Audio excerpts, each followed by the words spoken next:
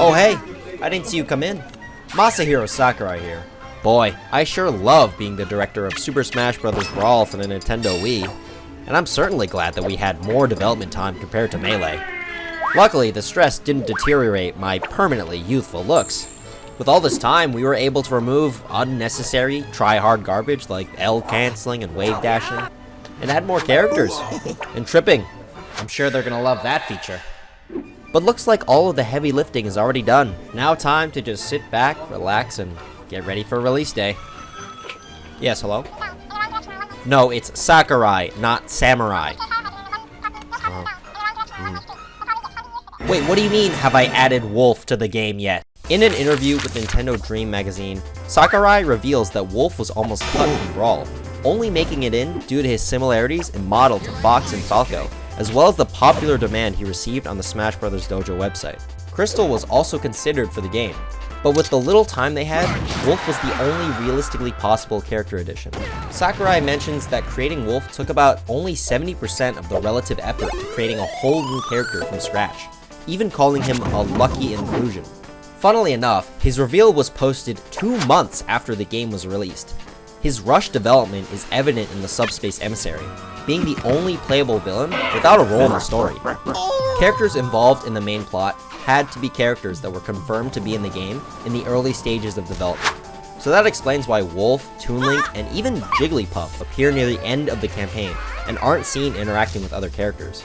Well, thanks Sakurai for all that information, but let's take a look back at Wolf's inclusion in Brawl, his moves, his tech, and how much of a glow-up he had in his eventual return to Ultimate. As a consequence of the scramble to add him into the game, Wolf has a few oddities with his character model, borrowing many of his movements from other characters, such as Fox's falling, air dodge, and item throwing animations, which does make sense since his participation was only possible due to their similarities.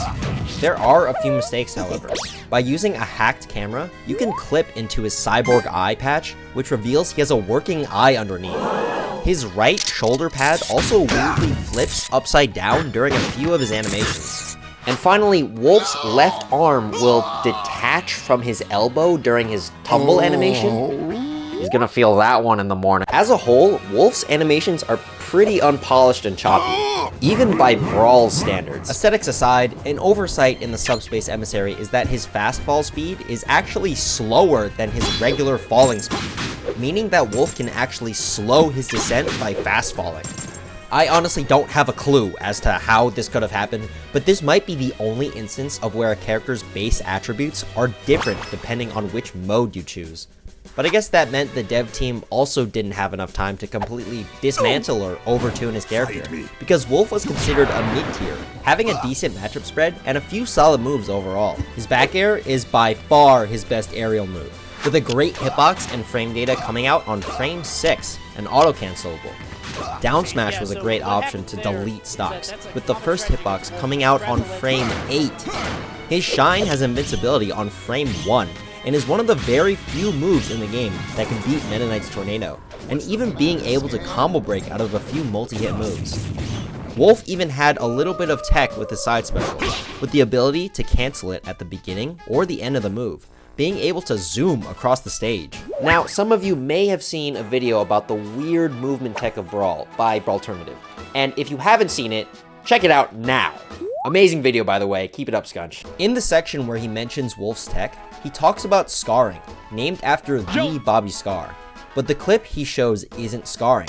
Scarring or semi-scarring is when you flash directly through the entire stage or ledge.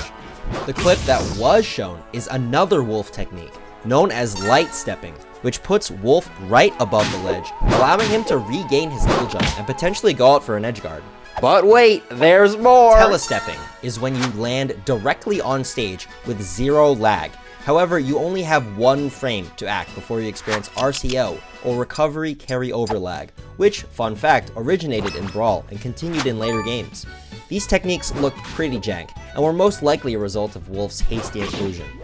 In another Nintendo Dream magazine interview, right before Smash 4's release in Japan, Sakurai explains that they had finalized the roster before beginning work on the game, And with how unfinished Wolf's kit was, the Star Fox franchise waning in popularity, and Wolf being a lucky addition to Smash to begin with, it's understandable why he was a low priority character for Smash 4. Sakurai himself said that characters without new titles coming out had an overwhelming disadvantage of being included.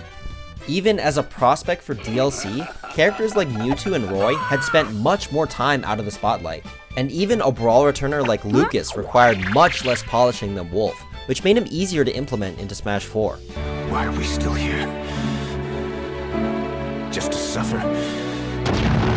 But now, everyone is here, and with over a decade since his last appearance in a Smash title, Wolf was back with a whole new redesign from his appearance in Star Fox Zero. He even has his elbow back now! With his planned inclusion and so much more time compared to Brawl, Wolf's animations were cleaned up. Hey, what are you smiling at? And a lot of his glitches were removed or patched out, like with his side special. Unfortunately, his taunts got nerfed in Smash Ultimate. His howl gets cut off, and his snarl isn't as nearly as menacing as it is in Brawl. I mean, what the heck was that? He got a brand new neutral air, or the same one as nearly a dozen characters. His back air and down smash still remain extremely solid moves, and the bane of many people's existence. But even after all this time, there still remains a few shades of his former self. When holding an item, his idle animation reverts back to his stance in Brawl, and the taunt conversations on Lilac Cruise are ripped straight from Brawl. Listen close, I won't let a single one of you leave here alive. And Fox, remember this, I'm the one who's gonna take you down. However, when beating Fox in a match, it seems to be a new recording despite being the exact same line. Playtime's over, Star Fox.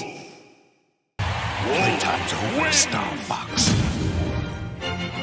Also, did you know that Wolf's voice actor is the exact same in Brawl and Ultimate? This was honestly a shock to me considering how different he sounds in both games.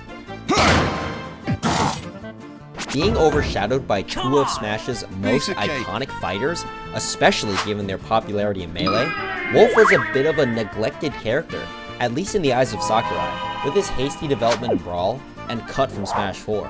Only when it was impossible to ignore him, he got his participation trophy. But even despite his weird history in Smash, and his absence from Smash 4, Wolf is still a beloved character of the franchise.